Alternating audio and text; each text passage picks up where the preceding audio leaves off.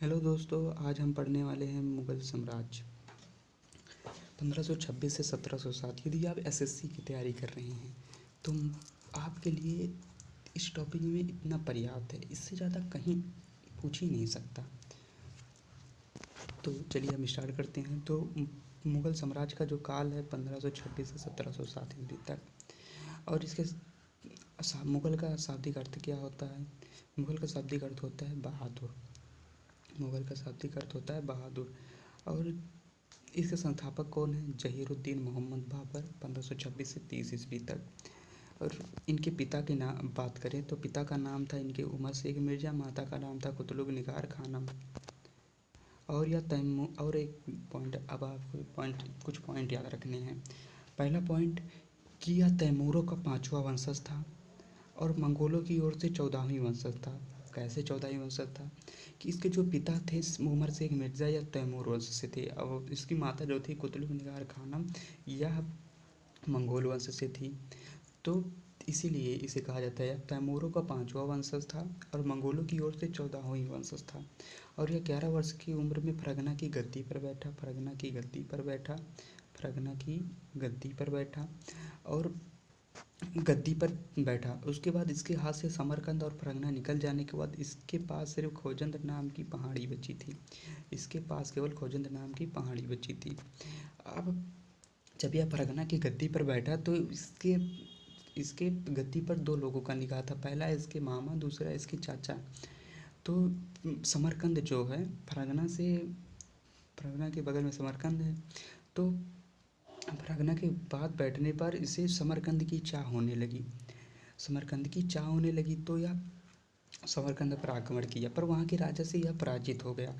और पराजित होने के बाद जब यह वापस लौटा तो इसे संदेश मिला कि फरगना की गद्दी पर इसके चाचा और मामा ने अधिकार कर लिया है। तब यह न तो फरगना जा सकता था, न तो समरकंद जा सकता था, न तो फरगना जा सकता था, न तो समरकंद जा सकता था। तो यह खोजंद नाम की इसके पास सिर्फ खोजंद नाम की पहाड़ी बची, तो वहाँ पे यह चला गया और 15-20 सैनिकों के साथ वहाँ पे था। और जो बहुत सारे इसके साथ सैनिक थे तो उन्हें हम समझा बुझा कर यह वापस भेज दिया। और उसके बाद खोजंद नाम के पहाड़ी से इसने 1504 ईस्वी में काबुल पर विजय प्राप्त किया। और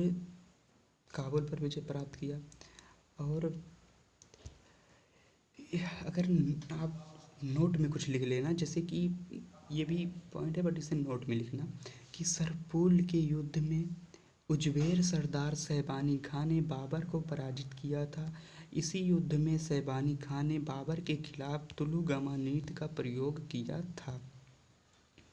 इसी के खिलाफ बाबर के खिलाफ तुलुगमानीत का प्रयोग है। तुलुगमानीत एक युद्ध की नीति थी कि युद्ध मैदान में जब सैनिक आते थे तो वहाँ पे लोहे की राड और वहाँ पे तोप वोप लगे रहते थे, तो जब आते थे तो दिखाई नहीं देता था मिट्टी में। तो जैसे ही सैनिक उससे भिड़ते थे तो वह घिरा जाते थे उससे, और तुरंत ही वो गोला बारूद गिरने लगता था और सारे सैनिक वहाँ पे मर मिटा जाते हैं। अब यदि इनकी उपाधि की बात करें तो इनकी उपाधि थी, पहली उपाधि बादशाह, दूसरी उपाधि गाजी।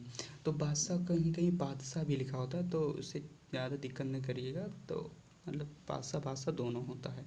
और दूसरा क्या है? गाजी।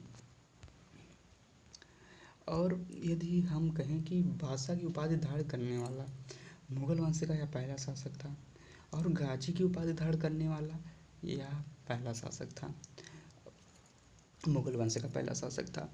तो नोट में आप एक चीज़ लिख लेना कि इसने अपनी पैतृक उपाधि मिर्ज़ा को त्याग दिया। तो थैंक्स फॉर वाचिंग। तो आज के लिए बस इतना ही। आप बस इतना तैयार करिए रोज़, और ज़्यादा मतलब दिक्कत नहीं होगा आपको। अगर आप एसएससी की तैयारी कर रहे हैं तो आपके लिए इतना पर्याप्त है। आप PYQ या प्रीवियस ईयर अगर आप देखते हैं तो इससे काफ़ी क्वेश्चन मिलेंगे। तो इससे ज़्यादा पॉइंट और कहीं नहीं हो सकता। यदि आप किसी दूसरे की तैयारी करते हैं तो भी, यदि एसएससी की तैयारी करते हैं तो भी।